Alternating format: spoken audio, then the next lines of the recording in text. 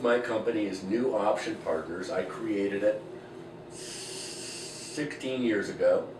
We represent tenants and we sell office building portfolios. And this is a two-person shop with just me and one other younger partner.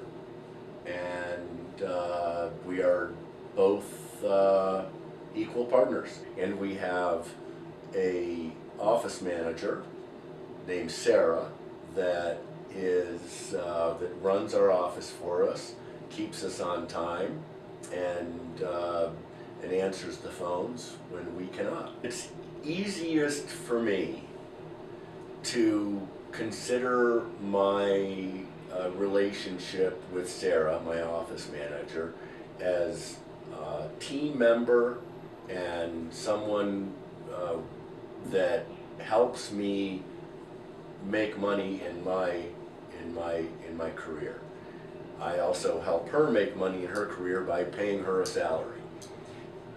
Much easier to have everybody come into the work in the morning, you know, with a common mission in mind, go to work each night, having been treated respectfully, having been treated with dignity, and making sure that that person feels like they are part of a spoke on the wheel that is all hopefully pulling the company into a successful direction.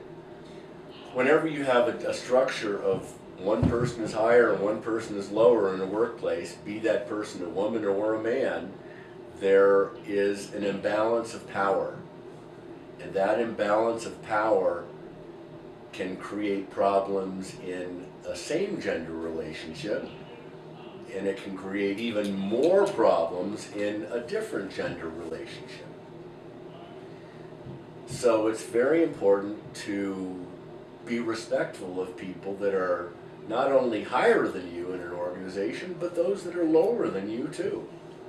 Just using the words higher and lower feels wrong and somehow incorrect and insensitive. Honestly, everyone plays an important part in an organization, and it's important that we respect all different kinds of positions.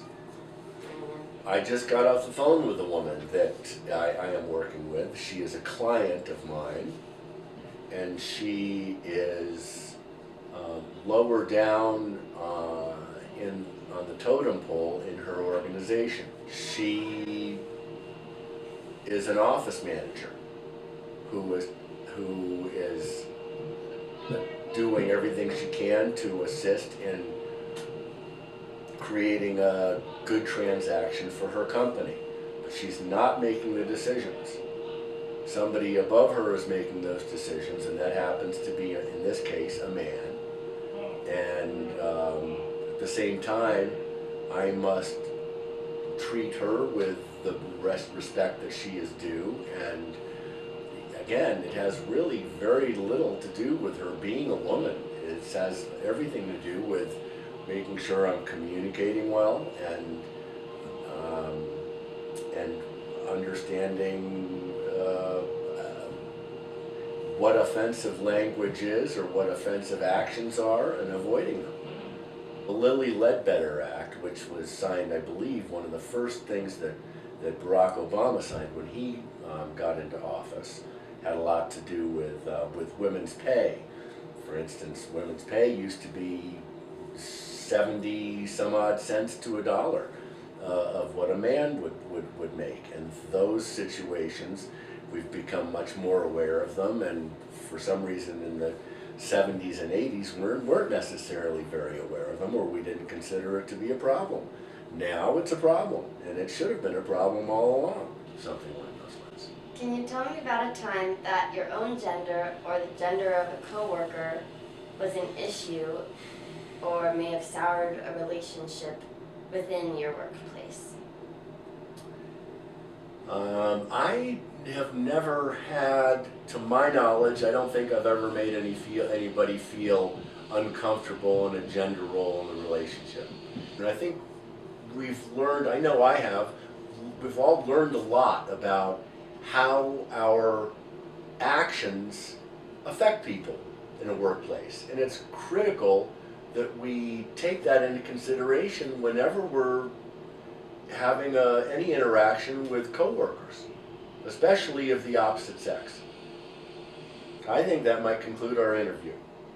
All right. Thank you for your time, Mr. Whiteside. Well, it's been my pleasure, Miss Whiteside.